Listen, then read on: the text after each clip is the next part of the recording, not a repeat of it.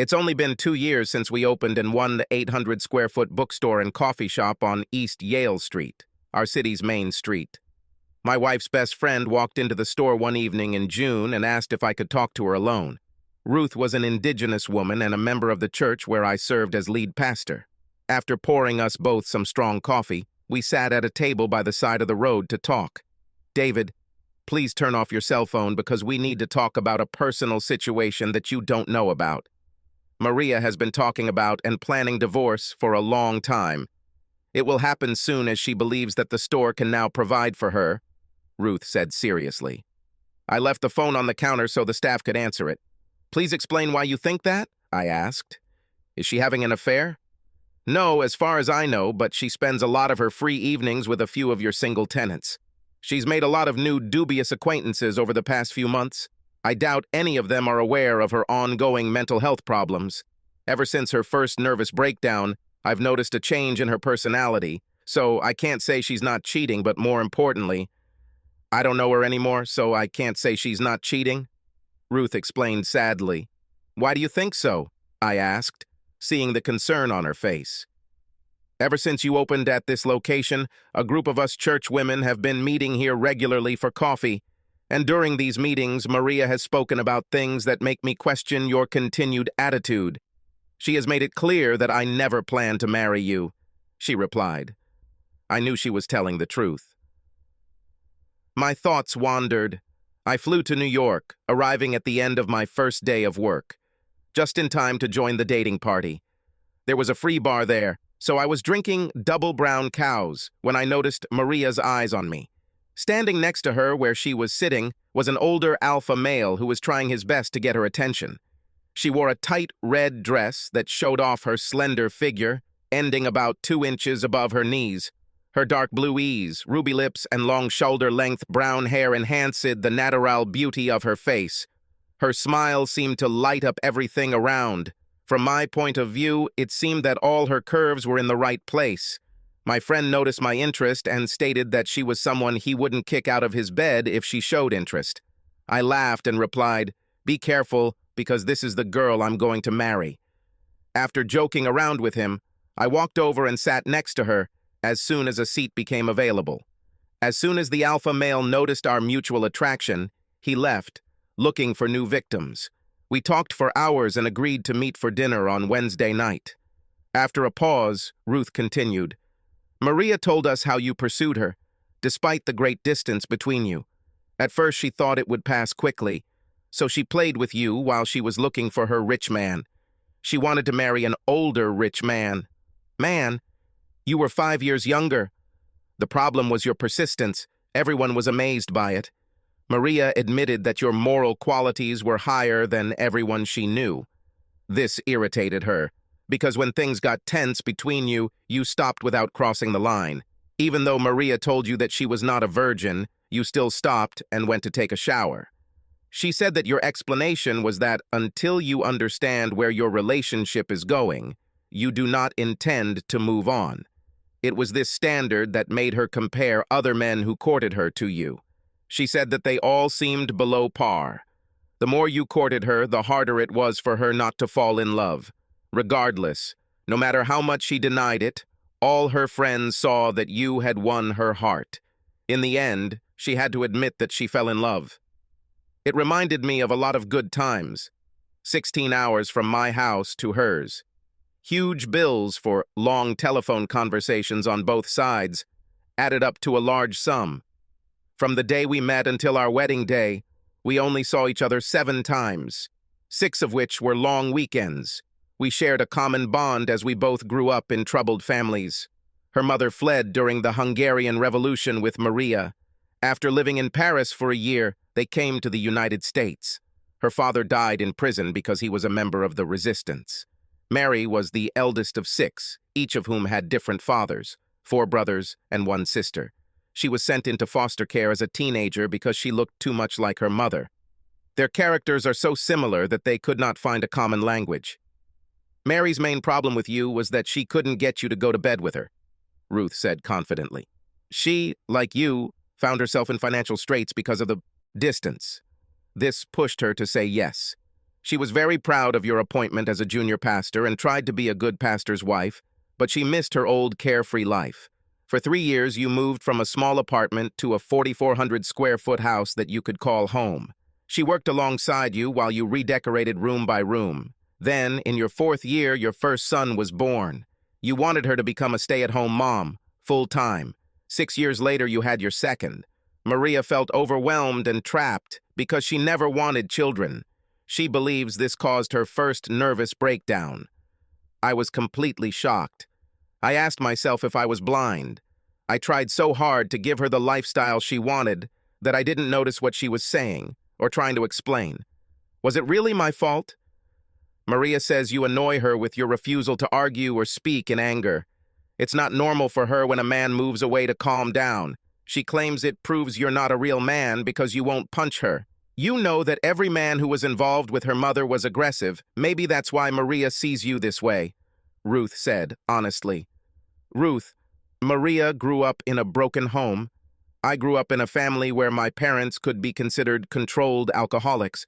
If you hadn't seen them sober, you would never have known they were drunks. There were times when they drank to the extreme. I remember hiding under the bed because of their loud screams. At such moments, everything that one did to the other, no matter what, would come up and be compounded to cause maximum pain and suffering. We learned young that there was no forgiveness or love. The only reason they stayed together was because they refused to give up their children, I replied. When I was 10, my older sister got married in the summer, and my father's best friend, the alpha male, moved in with us due to very bad winter weather that same year. They worked in the same factory, but on different shifts. Factory worked 3 8-hour shifts, 7 days a week. When one was on the day shift, the other was on the night shift, so they didn't see each other much. I shared a bedroom with him because we had 2 beds. One night, I woke up to find my mother and him making love. When I found the courage to ask her about it the next day, she denied it had happened and accused me of lying, I explained. So to protect her secret, she had to destroy me. From that moment on, my life became hell. I caught them several more times, and the product of their relationship was my little sister. My father began to drink even more to drown out his tears and pain. I think he didn't see himself as a man anymore, I continued. I made a promise to myself long ago to never speak out in anger. The reason I never slept with Maria was because I was trying to decide whether she was worthy of being the mother of my children. Ruth looked at me as if she was seeing me again and asked if Maria knew about this. I told her not until James, my second son, was born. Her female psychiatrist called me for several sessions. Then I found out that Maria blames me for her mental problems. After several such sessions, she told me that she might never be able to make Maria understand that it was not my fault. This doctor also said that my childhood influenced my worldview and life path. As you know, Ruth, her mental health problems have been severe. She's had 4 breakdowns in the last 10 years. I'm starting to believe that maybe Maria's doctor was right, I said. Mary's love has turned to hate because in her eyes, I am the cause of all her mental problems. You're not the problem, David, Ruth said firmly. I told her to look at what you've accomplished as her husband since you got married. She had to admit that you started this business just to get her out of the house. For years, she didn't even leave your front door. You started this store at a flea market, setting up an 8-foot by 8-foot bookstall. As her confidence grew, you expanded the store, eventually turning it into a real business, as if rewarding her for her significant improvements, Ruth stated. Now she's claiming you built it to lock her out. She's not giving you any credit for what you did. I remember when you rearranged the stock in this place by changing the product layout. It caused your sales to double. She humiliated you for weeks until she saw results. She said it was the best thing she ever came up with. The problem was, she said it took her months to get you to do it. My life was falling apart in front of me. It brought back memories of the first time I brought Maria to meet my parents. I called my father to ask if they would be home at the time I planned to arrive. He said yes. Are you coming, stranger? Are you going to get married? I answered yes. This was the second time I had come home in 9 years. I ran away from home at 16. I managed to get through school working fast food. They were on their best behavior while we were there. We finally found the wedding rings we wanted and got engaged in a shopping center parking lot. That night, my father warmly welcomed Maria into the family. He said, "Son, you went fishing and caught yourself a good catch. Maria, welcome to the family. Don't you know that the bad ones should be sent back?" It made me wonder if I've been a fool all my life. "Ruth," I asked, "why are you telling me all this tonight?" "David, Maria is about 8 weeks pregnant. In case you didn't know, it doesn't look good. She started withdrawing from her longtime friends who are church members a few months ago. I don't want to be the middleman. As a result, I've cut ties with her. She said she wasn't surprised. In her anger, she accused me of sleeping with you on the side. I got so angry that I punched her in the face. She just laughed. I warned her to get her head out of her ass, otherwise she will lose a good man. Mary said, "What good man?" "David is as blind and stupid as his father. His head is so far up his ass that he won't understand anything until it's too late," Ruth said with tears. "David, I'm afraid it may be too late." "Is there anything else I should know about?" I asked. For years, I put the needs of my wife and children first. I saw where it took me. I was hurt, but relieved. Only that your lines of communication were compromised, not only here, but at home, and even at church. I saw printouts of actual conversations you had in the church office, Ruth explained. She has someone who does it for free. Maria showed me part of a chat you had with Bill Johnston about his sexual preferences. I turned pale. Until the moment she mentioned it, I had my doubts. If Bill's sexual preferences had become known, he and I would have been kicked out. The elders would be forced to clean house due to loss of trust. Questions flooded into my head. I wondered if I was now facing what my father had faced. Was I too harsh with him? Did I react the same way he did? "Ruth, I love you like a sister, and I want to thank you for the courage you had to come through with all of this," I said with complete sincerity. "Do you know how advanced her planning is? Those who are helping her begin organizing the divorce papers. They plan to involve the church, social services, the police, and the courts. They believe that by hitting you fast and hard on all 4 sides at once, they can disorient you. The more hits you receive, the less likely you will be to understand everything," Ruth said sadly. "Thanks for giving me the edge. I just hope that when this is all over, we'll still be friends," I said with a smile. "Maria will find out the hard way. Thank you." The rest of the week was quiet, except for a few hours on Friday. I noticed that my soon-to-be ex-wife was looking at me with bewilderment. It seemed like every time I left the store, my cell phone was left behind. I used that time to check if everything Ruth had told me was true. It was like that. I contacted my lawyer to start working on this. As he said, sometimes the best attack is a strong defense. I knew it was an old sporting trick. However, he was right. I needed to anticipate her moves and find ways to overcome them. On Sunday, I gave Mary one last chance to save our marriage. My Sunday sermon was about forgiveness, love, and mercy in family relationships. It was heartening to see how the congregation responded. Many of the wives had teary eyes. After brunch, I headed back to the store. I was waiting for a friend. It was almost 6 o'clock in the evening when Big John walked through the front door. Noticing him, I took 2 long iced teas and headed outside. "Okay, John, what's the matter?" I asked as I sat down. Was the information I was given correct? John was a powerful man. He was tall and wide. He worked part-time as a collector, seemingly for someone on the side. Most of the time, he managed a construction crew and did quite well. I knew him because one day he stopped to thank me personally for something I did. Unfortunately, since I had no idea what I had done, I had to ask him what it was. Then I learned that a former employee of my store named Sharon was a distant relative of his niece. As a result, the extended family felt like they owed me a lot. When I first saw Sharon one cold autumn evening, she seemed out of place, standing on the corner and pacing back and forth. She marked her territory just like any street worker.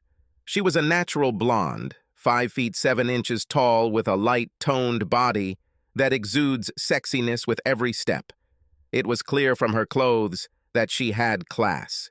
If you knew the street, you knew she didn't belong there. Something else was happening. People on the street soon learned that she was not to be involved, encouraged, or touched. If someone did this, that person would have to answer to me. I watched her, waiting. As I expected, it didn't take long. Finally, about 3 weeks later, on a very cold evening, she walked into the store and asked how much a small coffee cost.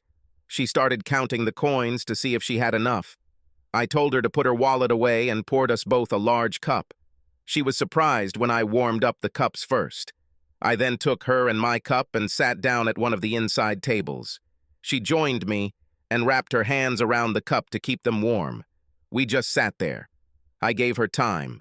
I looked at the saddest blue eyes, full of despair, that I had ever seen. Finally, I said, "I need to know why." Her answer almost broke my heart. "My husband left our marriage right after the birth of our first child. I think he just couldn't see himself as a father. I'm in my last year at the local university and it's too late to take out student loans. Social services have refused to help. I'm almost 3 months behind on rent. Thanks to the food bank I can eat, but I had to sell some furniture to pay utilities. I don't want to quit school. I can't find a job, so I decided to sell myself on the street. It's been 3 weeks. I'm a complete failure even at this. Since my family can't help me, I'm at my limit," she said. I smiled and said, "Today it ends. Tomorrow is a new day.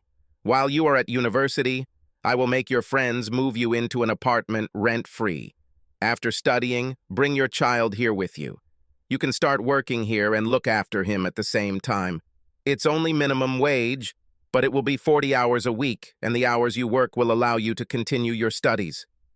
"Why?" Sharon asked.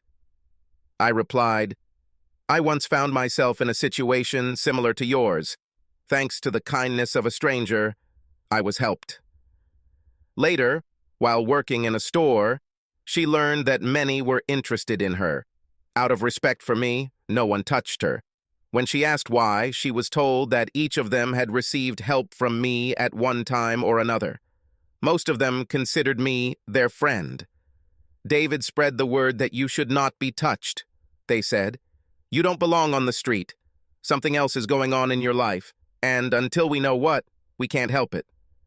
During the university graduation, Sharon asked me to be her date. I happily went, against my wife's wishes. Sharon was asked to say a few words and proudly told everyone her story, which ended with her going to work for a government agency that refused to help her. "David, this is really bad. Thanks to the passwords and codes you provided, we were able to trace everything. Your house, church, and this store are infected. They have been turned not only into data sources, but also into listening devices. We traced it to Tony's apartment Landers, a technology specialist who works for the government in prison," John said. "As for your cell phone, all it takes is one text message and it's infected. Get yourself a new phone and don't move anything old, or it will be infected too." According to inside sources, Tony was bragging about his new girlfriend getting a divorce. Looks like she will be on a horse. Now I have a name. I just needed to connect the dots. Tony Landers was a tall, 6-foot single, strong and massive. He was nicknamed the Funeral Man, after the wrestler of the same name. He had a street reputation for being unpleasant. "John, come by tomorrow. I'll have a new cell phone by then. I'll need to give Sharon's non-public number. Right now, I feel like she's one of the few people I can trust," I said sincerely. "I can do that. I talk to her regularly because she asked me to keep my eyes open. You know, she hasn't dated anyone since she met you. She's been asked out many times since she started working in social services, but she always refuses. I asked her why. She said there is someone she loves who has problems that will come out sooner or later. When that happens, she wants to be there for them," said John. "So I report to her and wait. I'm curious who it might be. Besides, she enjoys her job. Sharon told me to let you know off the record that they're opening an investigation into your relationship with your children." I looked at John in bewilderment. "Why is she risking her career for me?" "She's just giving you what you gave her, my friend," John laughed. "Unconditional love. Just so you know, her divorce is finalized. She didn't take her maiden name back, but she took the name of someone she respected and loved." I was shocked later that evening when my eldest son walked into the store. Adam drove up with a neighbor who was driving from our area. I asked him if he would stay after closing and come home with me. He said yes. I was glad, because I saw that he had something on his mind. "Dad?" Adam asked. "What is a facade?" "Why?" I asked. "I heard Mom on the phone saying she needed to keep up the facade for a few more weeks and then it would be over," he said. "I think I know what it is, but I'm not sure. Mom pretends to love you, but she really doesn't for a long time. It took me a long time to figure it out. She's seriously dating a man I don't know. I found out his name, Tony." "Physically or emotionally?" I asked. "You know it's wrong anyway because we're married?" "I know, but honestly, I don't know," my son replied. "You're probably old enough to know. Your mother is about 8 weeks pregnant. I found out by calling the local abortion clinic to confirm her appointment for next Friday. When I was told this by a family friend, I had to check for myself to see if it was true. This, for the record, I wasn't supposed to know. The baby is not mine. My lawyer is already making arrangements to ensure she gets a DNA sample when she does. I need it to prove to the court and church elders that this is not my baby. The church can fire me, if it's my child, for allowing my wife's life to end. I've been informed that your mother is going to file for divorce. It's going to be tough and dirty. You're old enough to decide for yourself who you want to live with. The court will force James to stay with his mom. She will try to use social services to get them to find me an unfit father. I wouldn't be surprised at anything she tries. Adam, be prepared. She may try to argue in court that you and your brother are not mine sons. So on Monday during our doctor's appointment, they will take blood samples from us for a DNA test. I need to scientifically prove to the court that you are my children," I said. You knew, I can't believe you knew," he said with a big smile. "Adam, people with mental illness have what we call fragmented consciousness. They lose memories and understanding, which causes them to reframe memories in a way that makes sense to them. For those with knowledge, they know that this does not have a basis in truth, but for everyone else it's logical. Most end up destroying everything around them. I'm surprised we lasted this long," I said. "The other side is that if I filed for divorce, those who know us would say that I was running away from my responsibilities as a husband, a man, and a Christian. So I expected it, but I didn't know when. Well, the visit to our family doctor went well, considering I got him to attend. It took him a while to calm down. I explained that I knew he couldn't tell me anything about my wife's medical condition. He was surprised to learn that they also received a summons so that I could prove that the fetus was not mine. And the doctor realized that I was serious. "She's going to sue me for divorce," I said. "I need to make sure my sons are really mine, in case she claims I'm not their father. I just wish you could confirm my guess that she's having another breakdown." When John arrived around 7 p.m., I told the staff I was going out. We left our store and headed to the corner where the Army and Navy bar was located. He was a member and could take me there. We both ordered 2 large beers. As soon as our order arrived, I handed him a piece of paper. It had my new phone on it, address and telephone number of my lawyer. The last one was the address and name of my doctor's office. John looked at the list and smiled. "Tell Sharon not to contact me until she speaks with Stephen Pollard, my lawyer," I said. "When she sees him, she'll understand why. He handled her divorce, change of name, and didn't charge her a penny for it," John said when he realized. "Damn, you paid for it, didn't you?" I laughed. "Just promise me that she will never find out. The problem is that now I need to work something out because I can't do it legally. I expect Maria to file a divorce suit against me at any moment. I need her medical records to be in the hands of my lawyer in a way that can't be traced.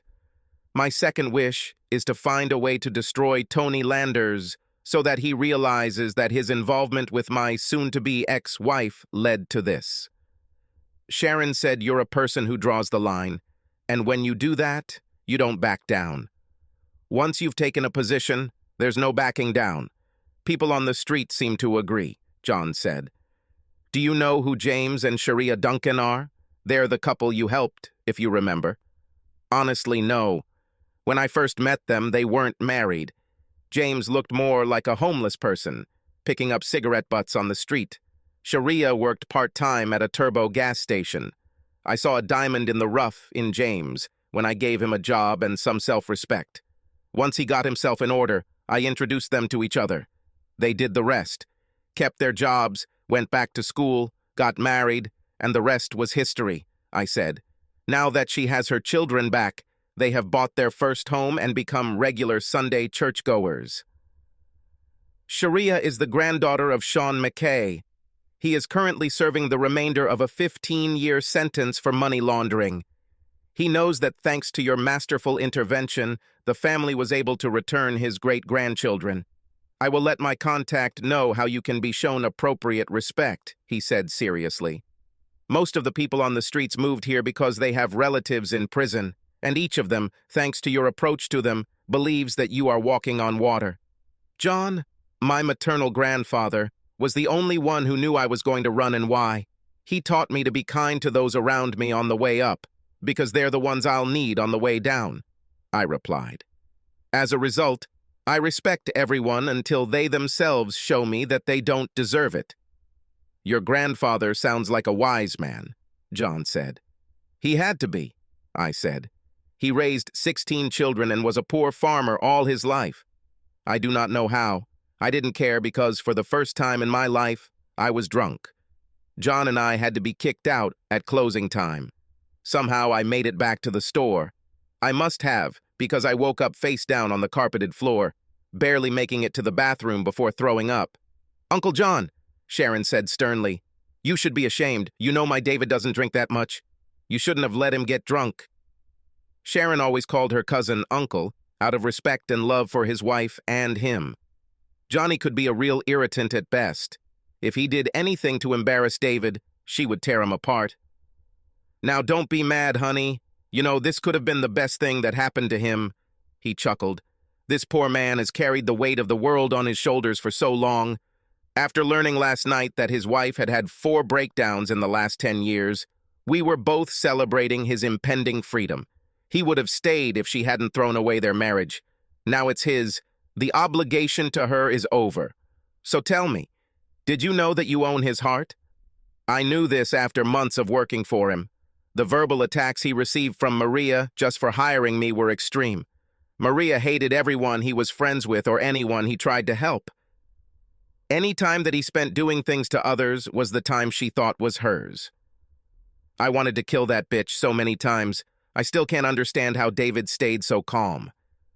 The only time I saw him defend himself was when she angrily demanded that I be fired. He fell silent. I could see the anger in his eyes. Then he said loudly so that everyone could hear, "If anyone leaves, Maria, it will be you. And if you leave, it will be forever," Sharon replied.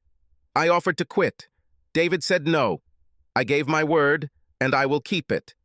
I tried to explain that it didn't matter, but he ended the conversation by saying that it did matter to him. I realized this last night when it accidentally came out that he paid for your divorce.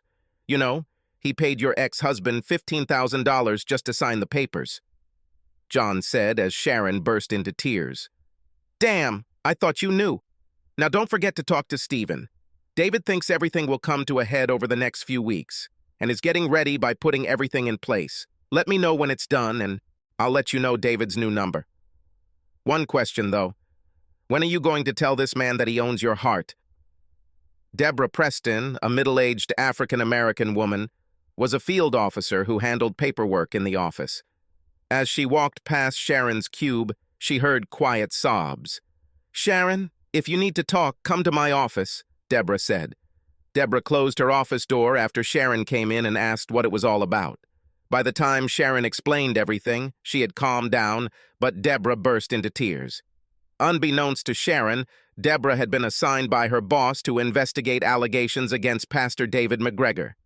Deborah forced Sharon to reveal her former married name so she could check the facts. If they could, it might explain a lot about the accusations made by Maria. Deborah was surprised that neither Sharon nor David admitted their true feelings. Could it be proven that Maria had mental health problems? If this were the case, it would make her claims less convincing. Why was this incident so important to her boss? Maria was panicking because her soon-to-be ex-husband didn't come home last night. This was not his custom. When she opened the store, she found his cell phone lying on the counter. This explained why her calls were not answered, but not his actions. He always kept her informed of what was happening. So far, he has behaved normally. She was glad because he still didn't seem to have any idea. Now, something seems to have gone wrong. Has he stopped playing by her rules? She called the church 3 or 4 times, only to be told the service was unavailable. It was unusual. She needed to remain in control as she fought the feeling of him slipping away. She called Tony to see if he had learned anything. He didn't find out. She sent a message to her new friends to keep an eye on David's car when they were outside. She spent the day waiting for someone to contact her. The church was in panic mode. David called an emergency meeting of all the deacons and any elders who might attend. He informed them about the upcoming divorce. He detailed how communications had been compromised, stressing that as a result, if anything of a personal nature became known, the church could be held accountable. When staff were informed, the financial planner admitted to internal theft of church funds. The police were called, as was the security team of our communications provider, ATT. Thus, the investigation began. David had a private conversation with the chief deacon to discuss the possibility of taking time off to find a new place to live for himself and hopefully his sons. The deacon suggested that he put off looking for housing until he talked to his wife. He then suggested that David take his sons fishing for a week while he worked on finding a suitable spot. "We'll let your assistant take your place until you return. That way we'll have time to clean up the mess in the church." Maria arrived home a little later than usual and found the house quiet. As soon as she opened the side door, she realized that the children were missing. After searching around the house, she noticed a note taped to the refrigerator. It was a message from David. He explained that he spent most of the night with the police because of problems at the church. While this investigation continues, he planned to take his sons fishing on the lake for at least a week. David said he would return when the elders told him the police were finished. Maria was pleased because David remained David. When he most likely felt guilty for not paying enough attention to the children, he compensated for it by arranging something like this. No doubt the kids will be doing a lot of unexpected things and talking about it for weeks. This reinforced her belief that David still had no idea. Now that they were out of reach, Maria called her lover Tony. An hour later, Tony Landers was spotted by Chief Deacon Paul as he entered David and Maria's home with a couple of suitcases. Thursday morning, Stephen Pollard arrived at his office early. It was supposed to be a very busy day.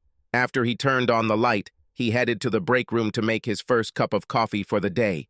That's when he noticed a large manila envelope with his name on it lying on a small table. Breaking the seal, he pulled out the contents. He read a printed message that said it was from Pastor David's friends. Below it were 4 files. It turned out that these were copies of medical records of David's entire family. Steve was delighted. It was a goldmine.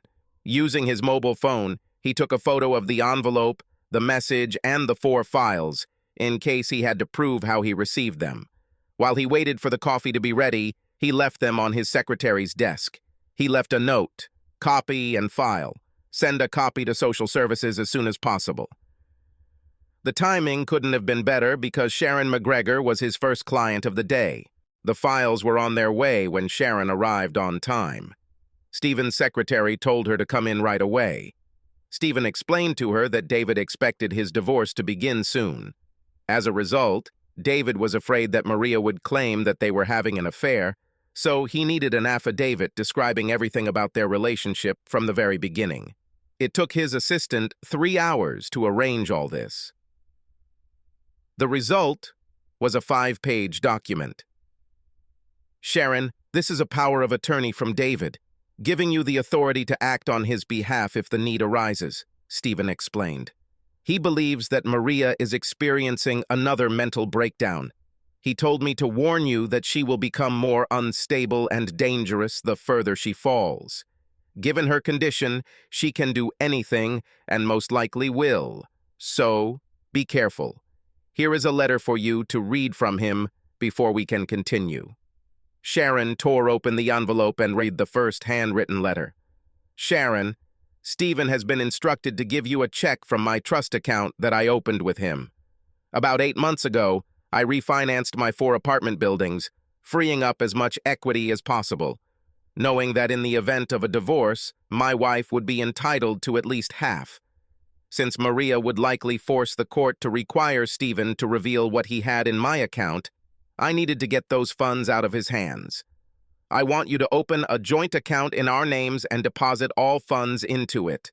Once they arrive, invest most of them in short-term guaranteed banknotes. This way, if anything happens to me, you and your son will be provided for." Attached were photocopies of all his important information. Stephen then handed her a check for $1.1 million. Sharon started crying. "Does he believe in me that much?" Sharon sobbed. Stephen laughed with a wide smile. "He doesn't even know you can open an account like David and Sharon McGregor. When are you going to tell him?"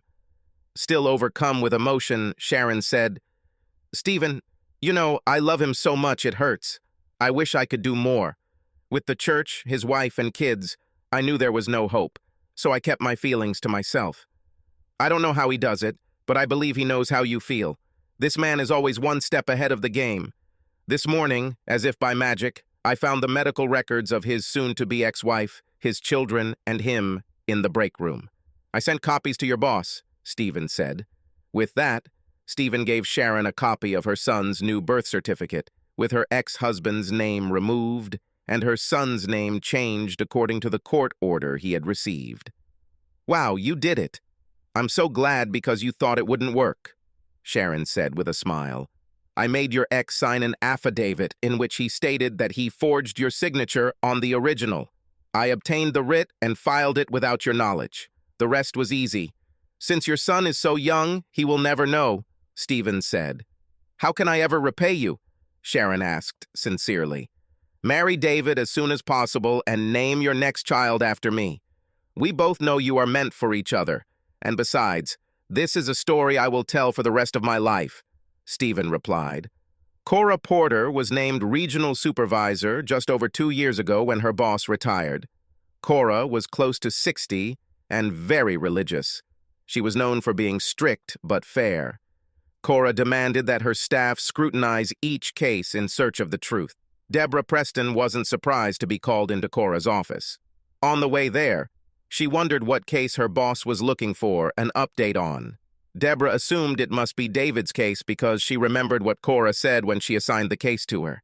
"He is a pastor, a community leader, and our investigation will likely become public knowledge. If the accusations are true, it will be completely destroyed. Keep it a secret. Find out if Sharon and David are related. Make it your priority." Deborah was right and spent the next half hour explaining what she had learned so far. "God bless," exclaimed Cora with relief. "I was afraid that our church would lose the best pastor we've ever had. So you think Sharon and David love each other, but neither of them knows the other's feelings. David doesn't know that Sharon took his last name. The reason I ask is because we received copies of all of the McGregor family's medical records by courier from Stephen Pollard's office." "Wow, what are they showing?" Deborah asked. "They detail Maria's long-term mental health problems and that the doctor has diagnosed another breakdown. They show that he arranged for her to have an abortion the following week. David's file shows that he is trying to prove that the child is not his and even went so far as to order a DNA paternity test on his children. More importantly, there is no mention in any of the files that supports Maria's claims of abuse. Do you have anything to share? Did you know that Sharon's husband left her in the 8th year of their marriage immediately after the birth of their son? She was in her final year at the local university. She asked us for help. We refused. I got her former married name and checked the case. We thought at the time that her husband would take responsibility. We were wrong. He ran away and moved to another state.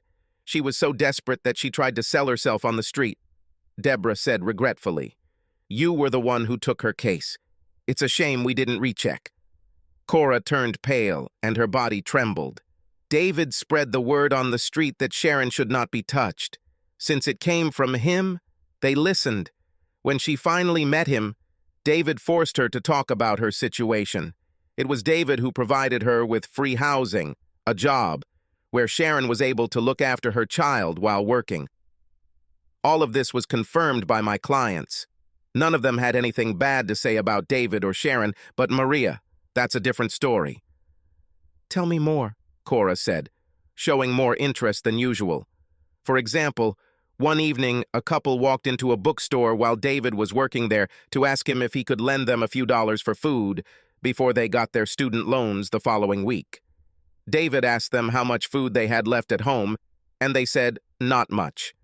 Instead of giving them money, he went back to the storage room and came back with the biggest chicken they had ever seen. Apparently, a local farmer had brought freshly cleaned birds that very morning. He gave them this chicken, then pulled $40 out of his wallet. He told them that should be enough until their check arrived, Deborah explained. When Maria found out about this, she humiliated and insulted him in public for a month because he gave away something they could have used. "My husband always said that David walked tall and carried a small stick," Cora replied. "My husband is the head deacon at our community church. When David left with his sons on Monday, he told me that Mary's lover moved in with her that week. He has digital evidence that he has been there since then." Maria's complaint is part of the package she submitted to the court. She brought it with her when she filed her plea. "It even has her lawyer's name on it," Deborah said. "I didn't tell Sharon that Maria was claiming David was the father of her son. This seems to explain why Sharon requested time to meet with a lawyer in the morning. David must have been preparing and needing to challenge possible false statements. David's main strength is his ability to analyze all possible outcomes of a situation from all angles and prepare for any consequences. That's what makes him so calm. When you finish your report, send a copy of your findings to Stephen Pollard. Since he helped us, let's do the same for him. Be sure to include in the report my mistake for not retesting Sharon," Cora said. "Well, it won't be complete until I talk to it, but there is no doubt now that Maria was trying to use us to destroy it." "So now we know why Sharon turned down all the dates. Most men called her a cold fish. Her heart wasn't in it," Cora said happily, "because it already belonged to someone else." It was midday when Sharon returned to her desk and immediately got to work. Her thoughts were full of what-ifs and other daydreams, making it difficult for her to focus on routine. Although she tried not to worry, she was concerned about David and the problems he had to face. Sharon was surprised when Cora interrupted her and asked her to follow her to her office. "First of all, young lady, I now know about your attitude towards my pastor and his soon-to-be ex-wife," Cora said firmly. "My husband, Paul, told me that David took his sons fishing for a week, so he could explain it to them and help them adjust. He will be back in town on Monday. I want to apologize for the way I handled your case 2 years ago. I should have double-checked and didn't. It was a rookie mistake, but I wasn't a rookie.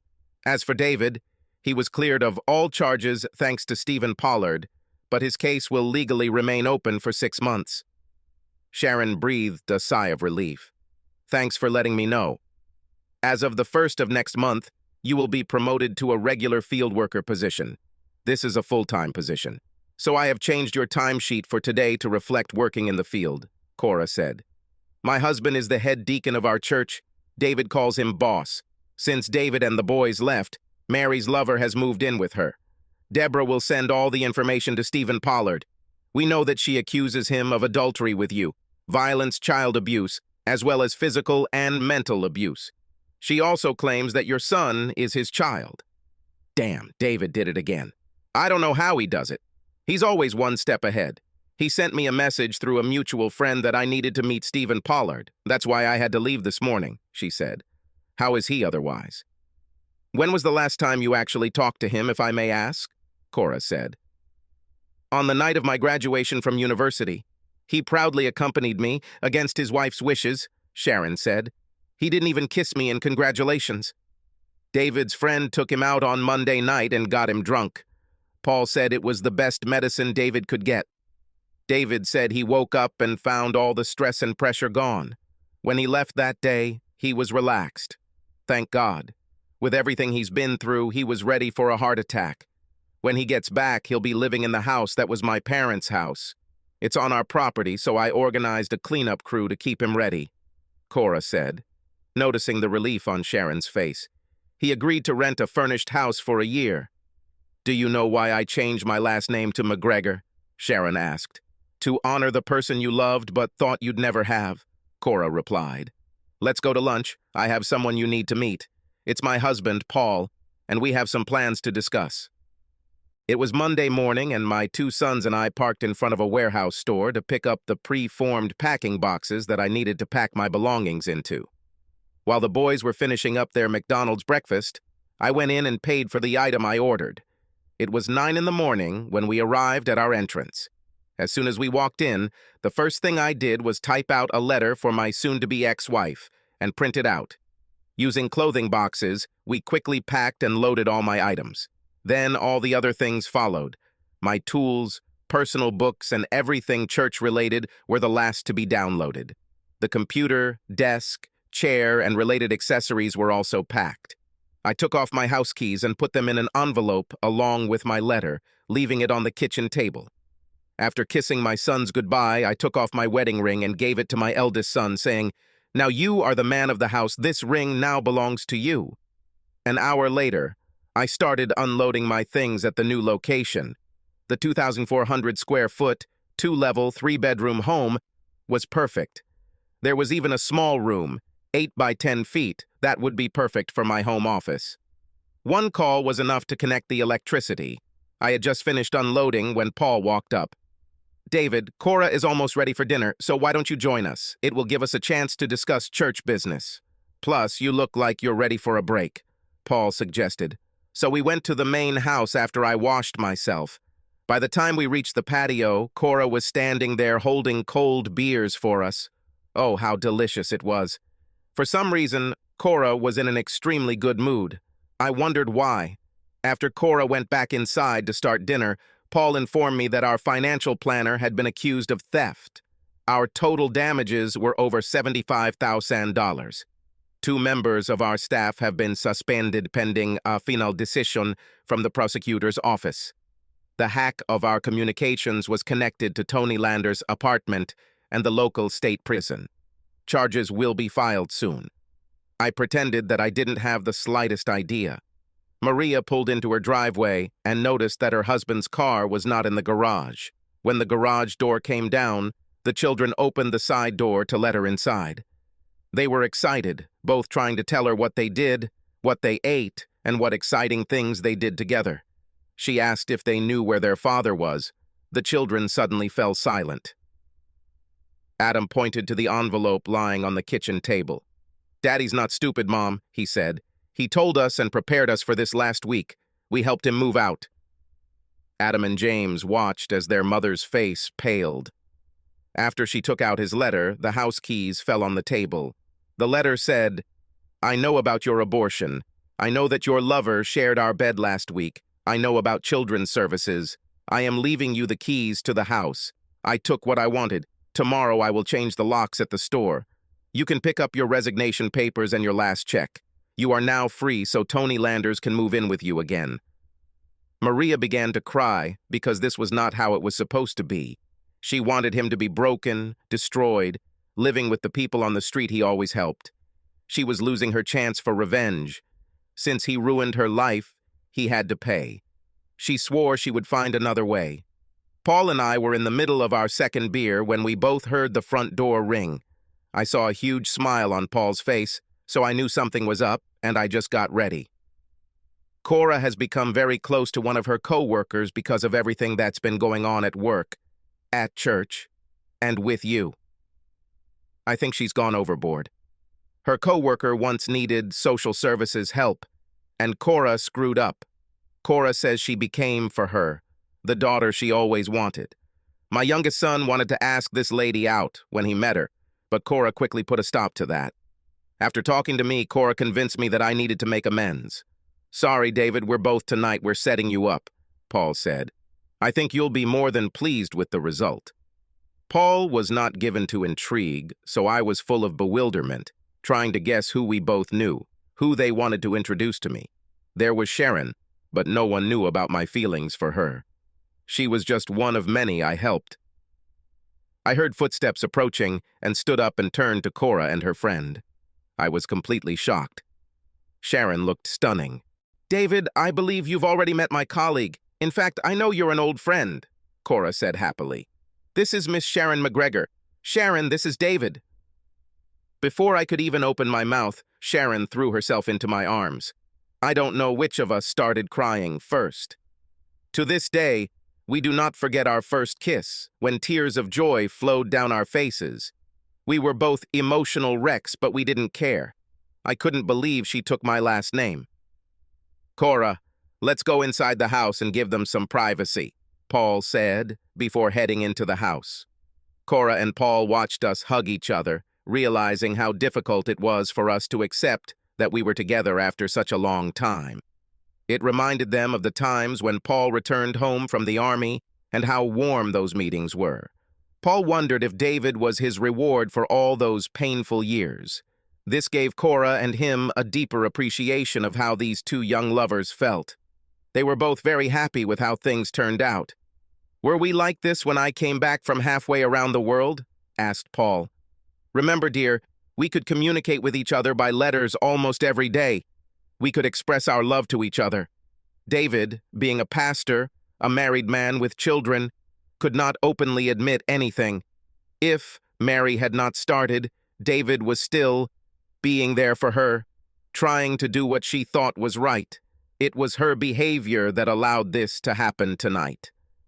"It's probably the best thing she's ever done," Cora explained.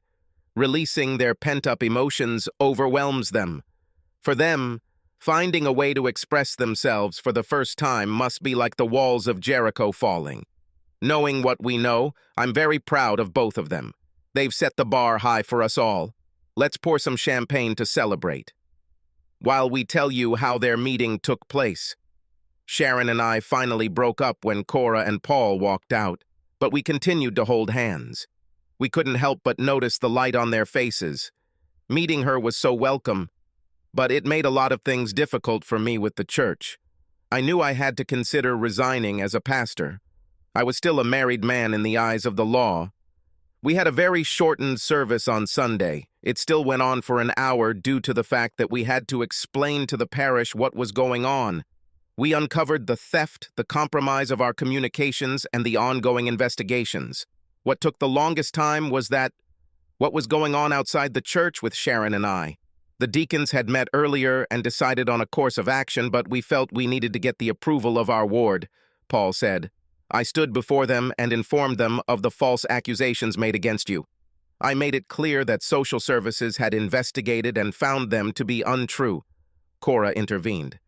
"I disclosed the fact that Maria had an abortion. Medical records proved that the child was not yours. Maria left the church with her behavior."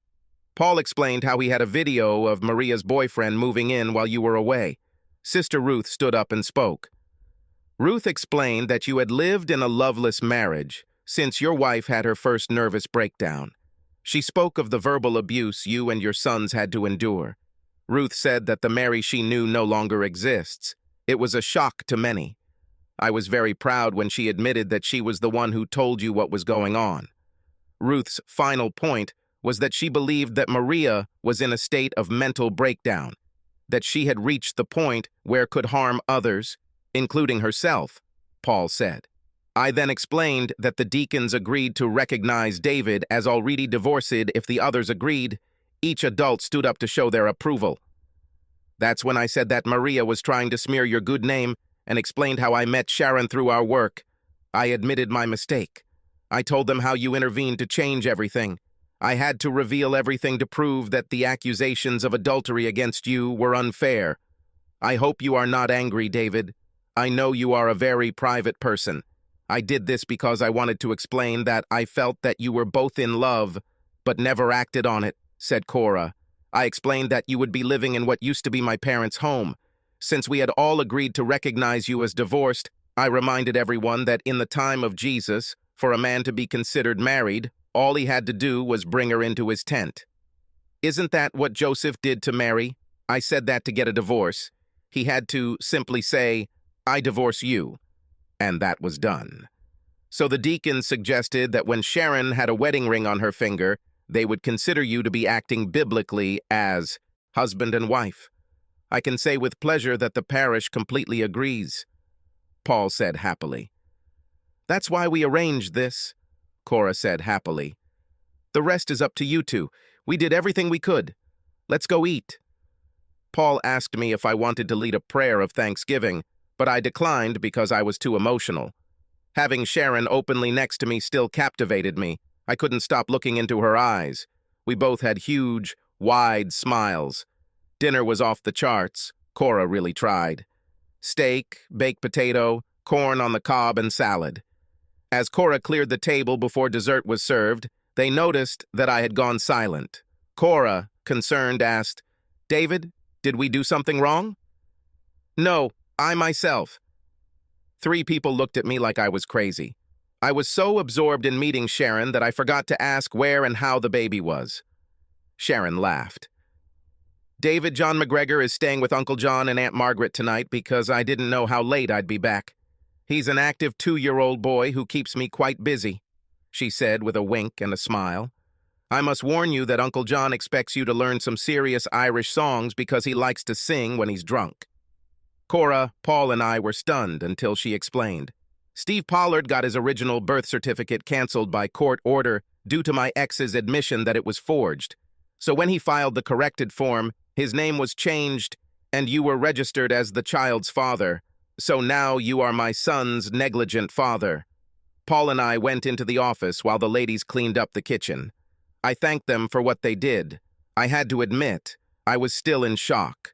Paul noted that Sharon proved that she will wait forever.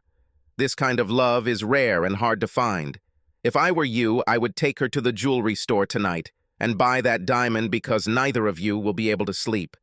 Become Joseph and then take your Mary into your tent.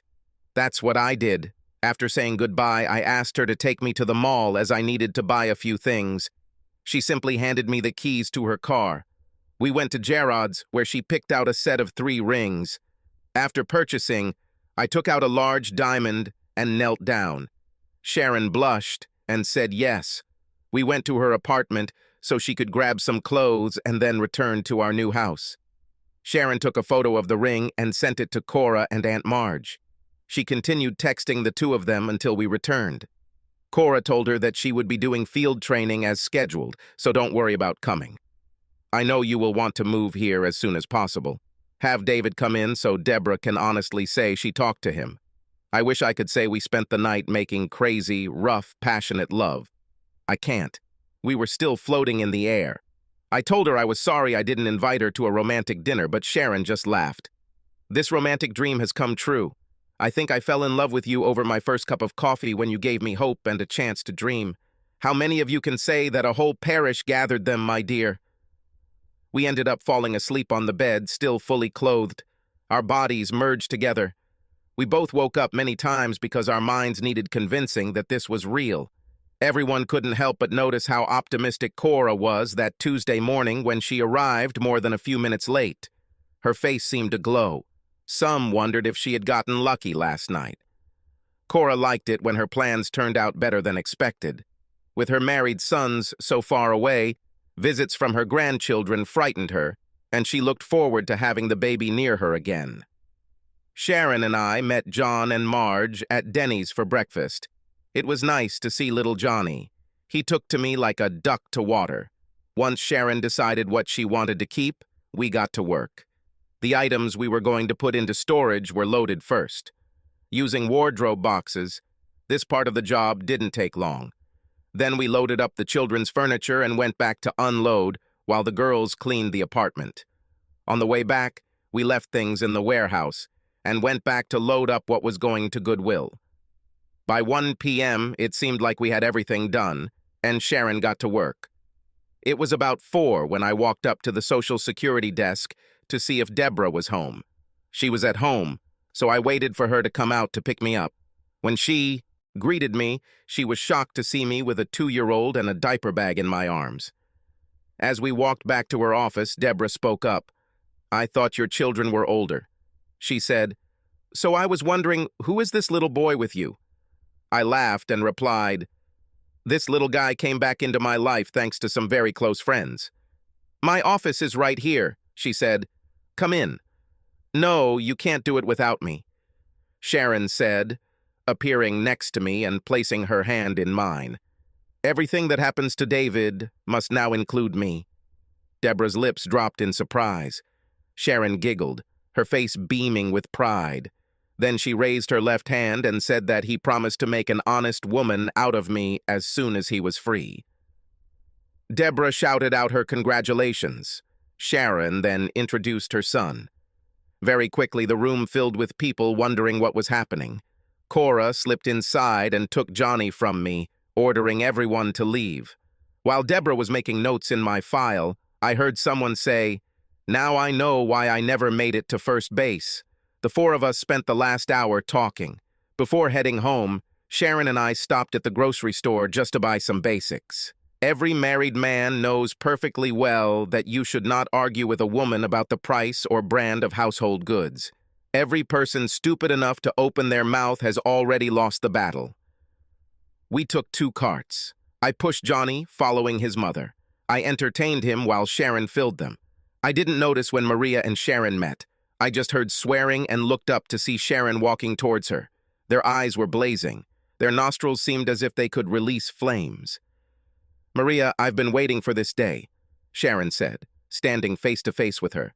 "I knew you two were involved," Maria said, raising her hand and hitting Sharon hard.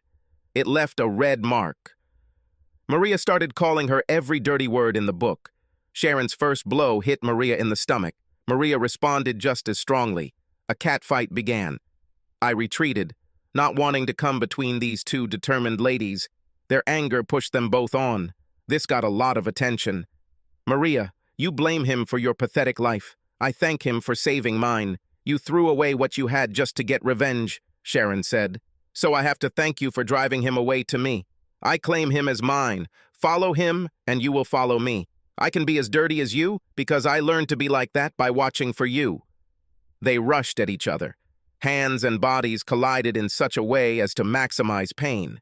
It was Sharon who knocked Maria to the floor before landing right on top of her.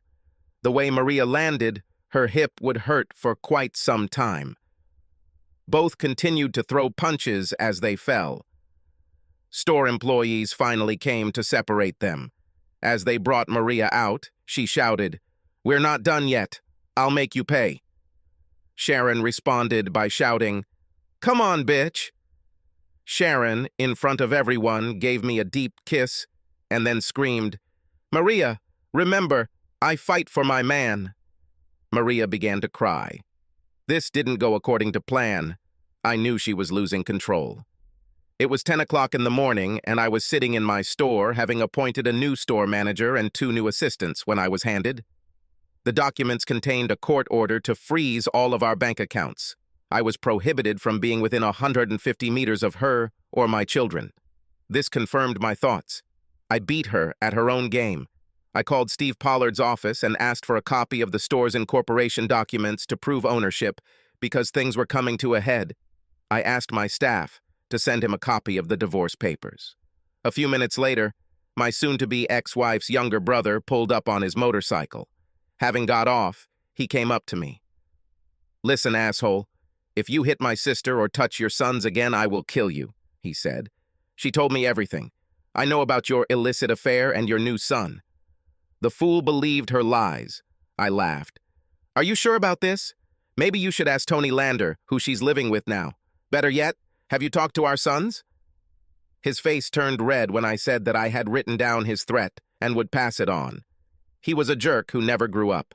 It was about 1 o'clock in the afternoon when Maria entered the store through the front door with 2 police officers. It was funny because the lock had been changed. One was a woman, the other a man. She had a court order to take possession of the store because it was joint property. As soon as it was presented, they wanted me to leave the premises. At that point, I pulled out the articles of incorporation showing that it was owned by a corporation and I was just a representative of the corporation. The male policeman left the store, and when he returned, he said that the court order had been revoked. I handed my soon-to-be ex-wife her dismissal papers. She lost control and screamed. This didn't go according to her plans. I raised the issue of setting a trap. The police asked why. I showed them a copy of the restraining order. They took Maria out the door, trying to calm her down. I smiled, knowing it wouldn't look good for Maria in their magazines. I managed to get Johnny to sleep for the night. This house was slowly becoming a home. Sharon and I cooked our first dinner together while Johnny entertained himself in his high chair. The little 2-year-old has already become very attached to me. I walked into the bedroom to find Sharon in the shower. I quickly undressed and climbed in with her. Using shower gel and a washcloth, I began to wash her body, revealing it to myself for the first time. "I love you," we whispered to each other before parting to get out and dry ourselves off. We climbed into bed naked for the first time. I saw passion, love, and fire in her eyes. "No man has ever worshipped my body the way you have, or treated it with such tenderness and respect," said Sharon. Little Johnny woke me up before the alarm went off, so I got up to pick him up while putting on my pajama pants. I brought him to our bed after getting him ready for work. Sharon looked so peaceful and content this morning. Johnny and I started messing around, and it was his laughter that woke her up. Sharon slowly opened her eyes. There was great satisfaction on her face. After Sharon left to drop Johnny off before she went to work, I began to prepare an outline for Sunday's sermon. It was based entirely on Matthew 5:7. "Blessed are the merciful, for they will obtain mercy." I wrote this to explain how God sees everything. Sometimes even the smallest action of one person can be an act of mercy for another. By the time I finished, I had used 8 scriptures and 2 illustrations in a 45-minute sermon. Considering the research time, it took me over 4 hours to do this. From that moment, I began to memorize it. I emailed my assistant a copy of it. It was time to get back to my normal schedule. My assistant, who was also a youth pastor, took on more responsibility. We usually shared responsibilities in the office. He came in the morning, and I got to work in the afternoon. The office was open to members 3 days a week, but we were both on call 24 hours a day. After I did my business, shaved and showered, I got dressed in my suit. I called our secretary and said that I would now return to my normal schedule. She said, "Okay, I'll see you after lunch." After dinner, I went into my home office. I took the typed copy of my sermon and began to work on it. With each iteration, changes were made. I needed to bring the sermon to such a state that it seemed natural. Sharon stood at the entrance to the room watching me as I worked. I was still wearing my suit. She smiled when she noticed that my hands were always moving, unless I was emphasizing some scripture. "I could look at you all day," Sharon said. "Every time you pause, I see how your mind works. You improve it, discovering a better way of expression. Every sermon outline I write has a specific theme, with the main points mentioned. The rest comes from working on it in my head. Someone else can take it and make it theirs," I replied. "Like Jesus, I try to simplify it to such an extent that those who hear it can take it with them when they go. A great teacher leaves an impression to ponder in the minds of those who listen." On Friday evening, I was in the store doing bookkeeping when my youngest son, James, showed up. He was 10 years old and large for his age. As soon as I saw him, I knew he was upset. His clothes were dirty. There were traces of tears on his face. I grabbed a couple of steaks and muffins and led him to the last table away from the front of the store. "What happened, James?" I asked. "I heard Mom and Tony arguing loudly. I got scared," James said. I could understand his feelings. As a child, I remember myself feeling the same way. I explained to him why he had never heard his mother and I fight like that. "James, for a lot of people, what your mom and Tony did is completely normal. Sometimes serious discussions get overheated because it's human nature that causes our emotions to get out of control. There's not much I can do. Neither of them will listen to either words. What will I say?" I said with natural concern. "Can I come and stay with you for a few days?" I stood up, explaining that I would be back soon. I went to the file, took out a restraining order. I gave it to James and let him read it. James, I'd love to say yes. Unfortunately, the restraining order your mother got makes that impossible. I'm putting myself in a situation where if I take you in, I could be arrested and put in jail, I explained. At that moment, one of the saleswomen came up and said, "This is your wife on the phone. She demands to be allowed to talk to you." I brought James into a small office and asked him to remain quiet before I put my phone on speaker. "Hello, Maria. What do you want?" I said. James saw Tony and I arguing. He disappeared. I think he's heading towards you. If you see him, send him home. The court order is clear that you have no right to have contact with him. If you don't send him home, I'll call the police. If he's with you, you're dead," Maria said. "I'd love to see you in jail." James heard this and ran out, telling the clerk to tell my dad I wasn't here before leaving the store. By the time I hung up and walked out the door, he was gone. I called the police station and explained what happened. I sent them a photo from my wallet. Once received, the officer said the control room would send an alert. I called Sharon to tell her what happened. She knew I was worried. Stay in the store. In elementary school, children are regularly taught that if they are in danger, they need to call 911. James can do this. If he does, they will route his call to the children's emergency line. Only they can cancel state court order, Sharon explained. James ran away to protect you. I knew Sharon was right. Being a worried father is not good. I kept leaving the store and coming back, trying to see if he was nearby. My employees, supporting me, said that everything would be fine. About an hour later, I received a call from Social Security. James did what Sharon was thinking. I informed the representative about the restraining order and why. I also said that I was checked by the local office and was cleared. The problem is that the court order was still in effect. I have James on the other line now. Would you take him and take care of him if it were possible? She asked. Yes, I rented a 3-room furnished house. There is a place for James and his brother if he wants to come. The problem is that James overheard his mother saying that she would put me in jail if she caught me with him. I answered. Give me the fax number. I will send you a temporary guardianship order that will allow you to retain custody until the matter is fully resolved. I will also inform the local police station, she replied. I agreed with joy. Your son is on his way to your store. I called Sharon to let her know she was right. Sharon must have been watching us because she was at the door before we got out of my car. James ran into her arms as if they were old friends. While she was working for me, she spoiled him to the fullest. Take Johnny. We need to get James some clean clothes, something to eat, and a shower, Sharon said. I've already made his bed. So we went to Walmart and then Macy's. Like most, we ended up buying more than we needed. Sharon finally convinced James to try on the suit. He was reluctant, but she insisted, explaining that since it would be her first time attending church with me, we both needed to look our best. James, first impressions are often misleading. With everything that's going on with us right now, we need to present a united front for your father, Sharon explained. I'll be subject to more scrutiny because they know you're his son. James asked, will everything about us being together be questioned? Indirectly, yes.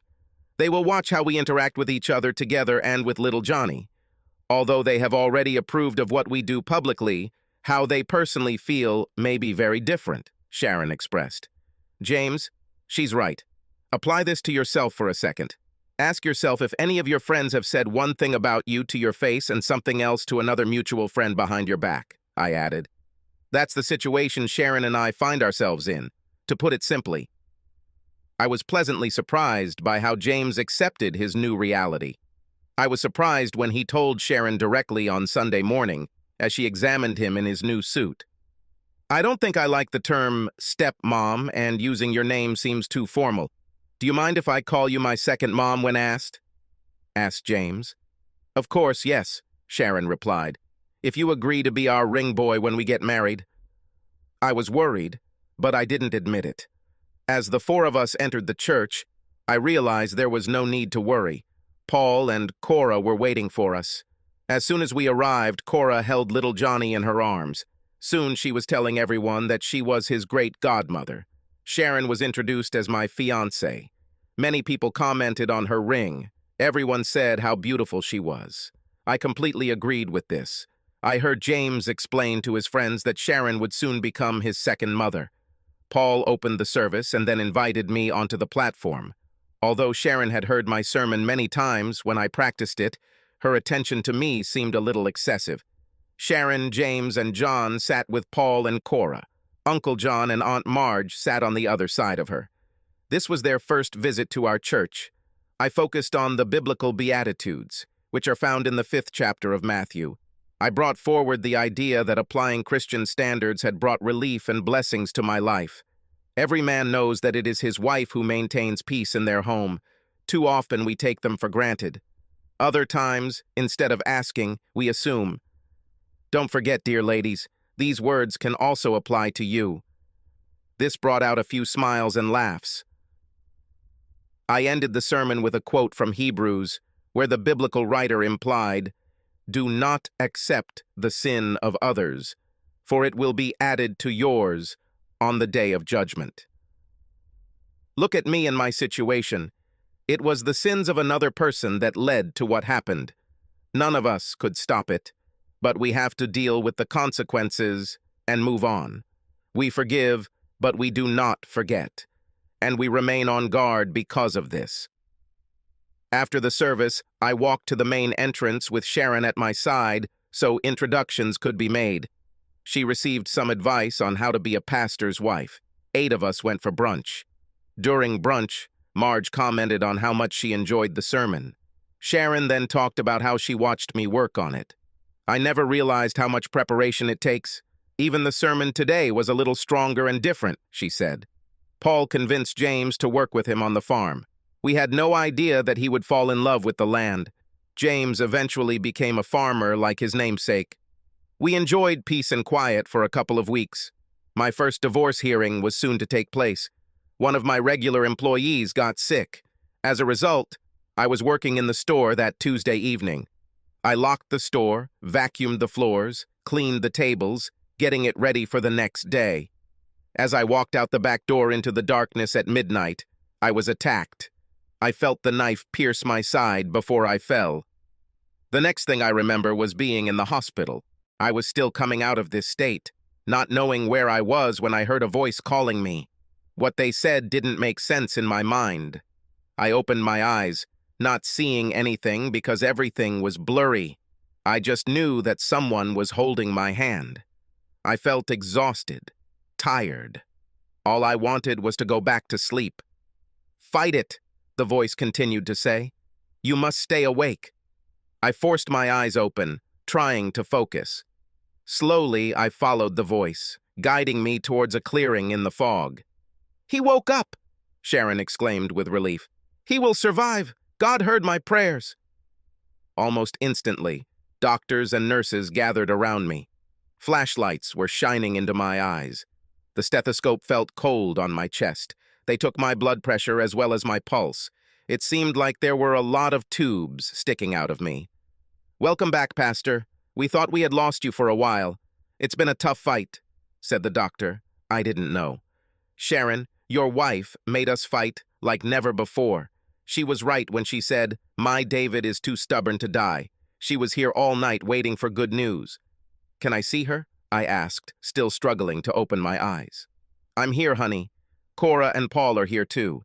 They're in the surgery waiting room," Sharon said. "What's happened?" I asked. "You were stabbed 7 times after you left the store," Sharon said. "Uncle John went looking for you when you didn't come home. He was the one who called the ambulance, trying to stop the bleeding. They didn't believe you would survive. I did. They had to use 8 pints of blood overnight. Your insides were so torn apart." The doctor said, "He's stabilizing. All his vital signs are good. If he doesn't have any infections or flare-ups, he'll be discharged in about a week." I looked at Sharon, seeing the worry and stress on her face. She was tired and needed rest. Looking around the room, I noticed that it was 11. It must have been morning because light was streaming in through the window. Sharon leaned over and kissed my cheek, just as her tears of relief began to flow. I would have liked to hug her, but I didn't have the strength. Luckily, the nurse call button was on my right hand. I pressed it, and the nurse's assistant came in. I asked her to find Cora and Paul and asked them to come over. She found them. Cora urged Sharon to calm down. We discussed my ordeal and how I dealt with it. Sharon explained that both of our boys were with Marge and John. The nurse came in and asked them not to stay long because I needed to rest. They caught the guy who attacked you, Paul said. This is an adult with a mental retardation, the mind of an 8-year-old child. He admitted that he is a friend of Maria. Sharon said, Cora, Paul, the last time I spoke to Stephen Pollard, he warned me that David thought Maria was dangerous. That's why I was given power of attorney over David. The question is whether the police will be able to connect the attack with Maria or whether she will escape responsibility again. If no money was transferred, then this is just an assumption. That will not stand up in court, I explained. Sharon, let Uncle John know so he doesn't do something stupid. They said goodbye, seeing that I was falling asleep. 10 days were living hell for Sharon before I was released. Cora and Paul were completely supportive. Paul and James developed a deep friendship. Everything they did together on the farm was enjoyable for both of them. Paul said his own sons had never bonded like that. Everything he does seems natural to him. When I explain something to him, he listens, thinks about it, and then asks, "What if we did this or that?" Frankly, your boy made me think about a lot of things. Together, we changed a few practices for the better.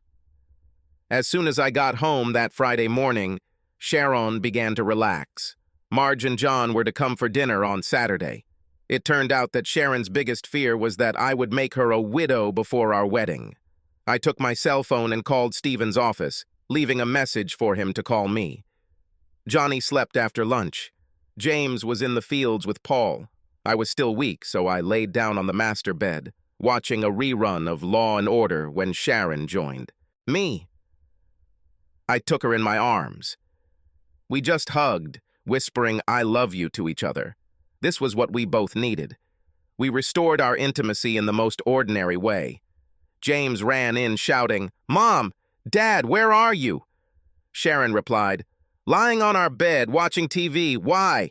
James ran in excitedly. "Grandpa Paul wants to sponsor me in 4-H, if you guys don't mind." We both smiled and said that was great. He ran to tell his new grandfather that we approved. 4-H will introduce him to kids his age who are interested in farming. Sharon smiled. So now I'm just a mom. Paul is now a grandfather. I wish it was as easy for adults. It will get better soon, I promise, I said. We'll have to start planning our wedding. John and I walked around the house. I slowly regained my strength. Marge and Sharon were inside, working together to prepare our evening reception. James helped Paul clean out the barn for the first time. If I was thinking correctly, the shower in the laundry room would be used for the first time due to rural living. Make sure you can account for most of your time from Tuesday to Thursday, John said quietly. Something will happen where the words set up and trap are used. Some collateral damage may occur. As long as it doesn't affect my oldest, I'm okay with it, I said. I don't want or need to know the details in advance. Sharon is still on cloud 9. She's never been happier, John said. Marge said it was like she found the pot of gold at the end of the rainbow. Now, if only we could fix her relationship with her parents. She doesn't talk about them much. Perhaps if she did, she'd discover that it's not as big a deal as she thinks, I said. Until she's ready, I won't push. Her father chose a groom with large assets for her many years ago. She told him that she would not become someone's broiler chicken for the sake of a roof over her head, John explained. After that, they just grew apart, leaving her mother confused. I smiled. John, throw a surprise engagement party and invite them. If you need funds to organize it, let me know. I'll be happy to help. Arrange it to happen after Sunday service. It will seem natural because we always get offers to go for Sunday brunch. John laughed. You're a trickster, but this is a great idea. This way you can be introduced to the whole family. Everyone will see for themselves that Sharon has made the right decisions in her life. Most know you by reputation. Without a word, Sharon will be shown that her father was wrong. My assistant did a great job. I enjoyed sitting next to Sharon and James listening to someone else. Marge and John are now regulars. Stephen Pollard was there with his wife, which was rare. After the service, he told me that my divorce had been approved. I told him I wanted the divorce to be finalized quickly, offer them a house and apartments. I will leave the store children and will not pay child support.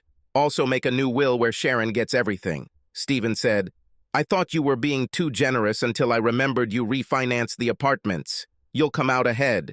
Yes, but in 6 months or a year I will be the owner again because Maria won't pay for property management services.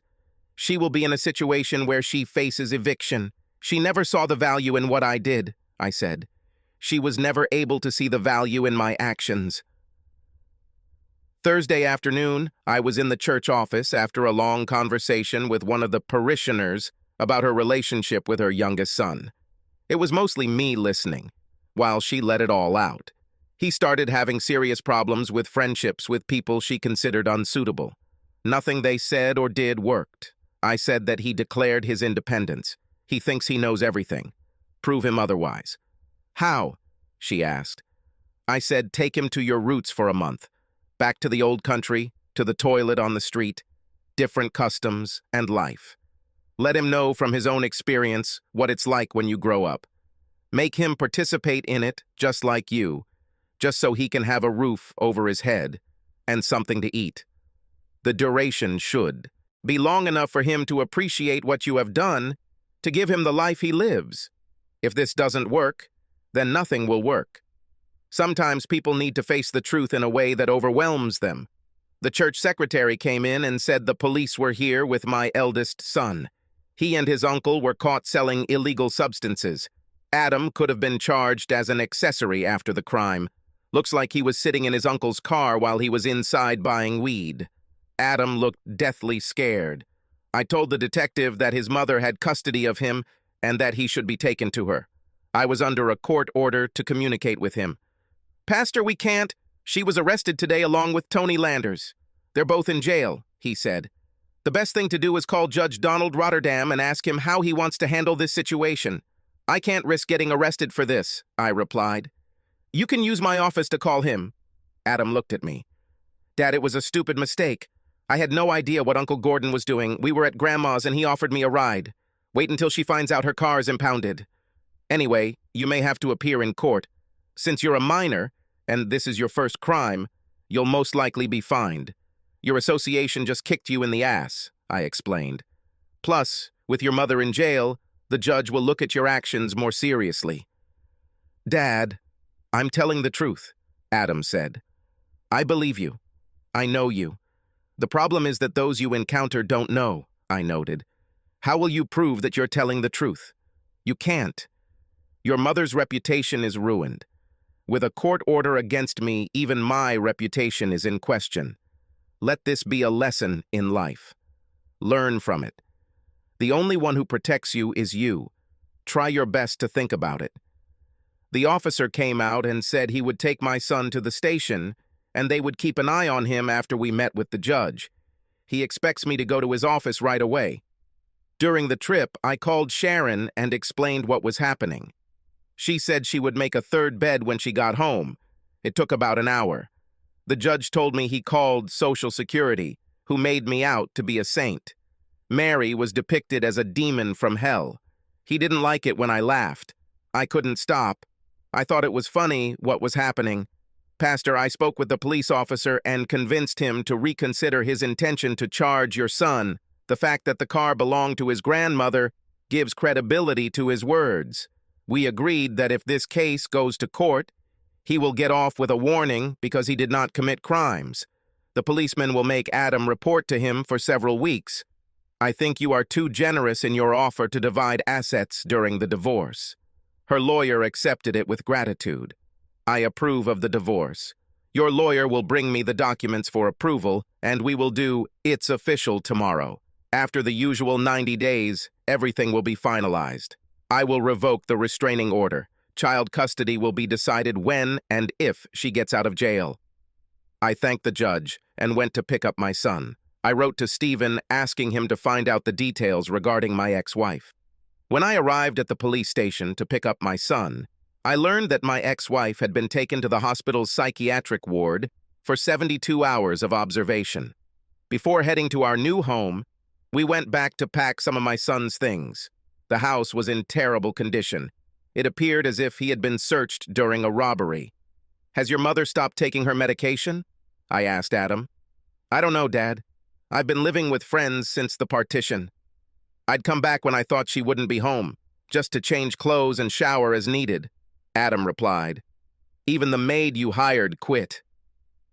We collected what seemed worthwhile and took it to the laundry for cleaning. I didn't even think about leaving this to Sharon or me, I thought. "Dad, I stayed with Mom because of James. I knew he would need me to replace you," he said. "Mom really became unstable after you left. I think she completely lost control after losing James. Tony didn't really understand. He was just a fool in love with a woman with money. Do you think Sharon will let me move in? I did wrong when she worked with you. I guess I believed my mom. Tell her in person, when the opportunity arises, what you just told me. I'm pretty sure I know what her answer will be. In all respects, son, we must deal with the problems we create directly," I said. "Dad, in December I'll be old enough to get my learner's license. The last few weeks have made me grow up a little. You're the one who kept the family together. I see it now. I was just too blind to see it. You think I could spend the rest of the summer working with Pastor Seth in youth ministry?" asked Adam. I was shocked and stopped the car. Looking at him, I said, "Really? Why? I don't know if I want to dedicate my life to service like you, but it's something I'd like to explore before I close that door," he replied. I gave him my cell phone and told him to talk to Seth. I let them discuss the details. Seth was excited. I was pleased with the maturity my son showed. Getting off the phone, Adam said, "Seth says I need to buy a couple of suits, or at least a jacket and pants, shirts and ties for formal church events. Jeans and a t-shirt are fine for social events. Never argue with Seth in public.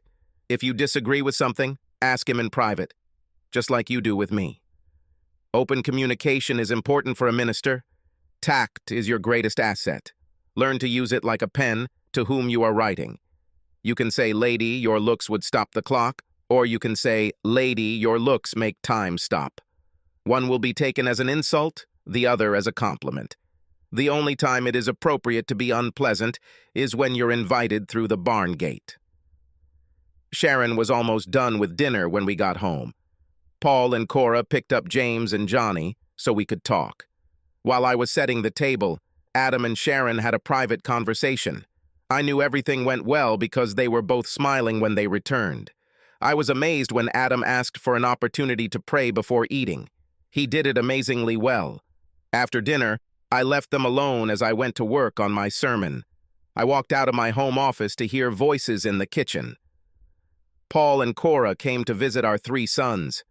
"Adam," Paul asked, "since you're about to get your learner's license, would you like to learn how to drive a tractor?"